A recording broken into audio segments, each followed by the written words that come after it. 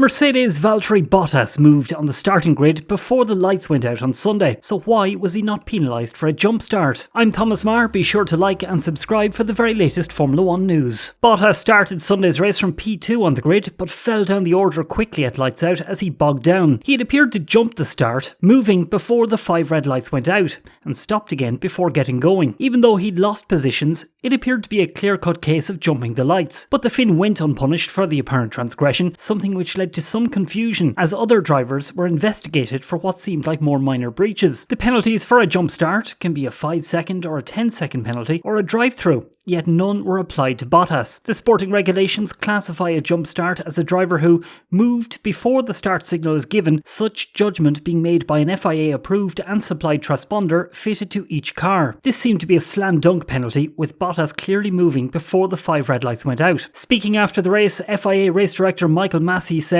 "Within the sporting regulations, the manner in which a jump start or false start is determined is through a sensor on each car through the timing transponder. That's the same as it has been for many years. I think the last one we had was in Japan last year with Sebastian Vettel, and the sensor and the tolerance was within tolerance. That's the official means. There is no other means in the regulations to determine if there's a jump start." One team asked about it, and as soon as I said it's within the tolerances of the sensor, they were fine. Bottas explained the start from his perspective afterwards, saying he was distracted by his steering wheel dash changing colour. "I reacted to a light on my dash that went off. I don't know what it was, so something changed on my dash and I reacted to that instead of the start light, and I had to do the start again and lost it there. I believe it was the main page of the dash changed to a different colour or something, a really bright colour, so that's all that was needed for me to react. I thought the lights went off, and anyway I was kind of half seeing the start lights because of the halo and the position I was in. It was an odd situation, and I'm sure we're going to review the onboard camera and what exactly happened. I'll make sure nothing is changing in the dash anymore at a crucial moment, because we don't want any distraction like that in a sensitive moment." Right, in my opinion, the argument that Bottas hadn't left his grid box by crossing the white line doesn't really carry a whole lot of weight. Regardless of whether a driver has crossed the white line or not, doesn't change the fact that Bottas is visually moving his car before the start signal, something which is supposed to be a penalty, regardless of whether the driver gains an advantage from it or not. Relying on a sensor to trigger this is peak F1, deciding a penalty based on that rather than simply looking at the car moving continuously from the moment Bottas initially moves. It just seems a bit silly. We constantly see F1 being sticklers for the rules in other situations, including for penalising Haas for breaking a technical directive which isn't even written as part of the sporting regulations in the very same race. Looking back at Sebastian Vettel's similar mistake from Japan last year, it's more evident that he came to a complete stop before the lights went out, but he still moved before the lights went out. The fact he lost out as a result of this should be irrelevant. Otherwise, what's to stop a driver simply moving back a little bit in their grid slot, moving before the red lights go out,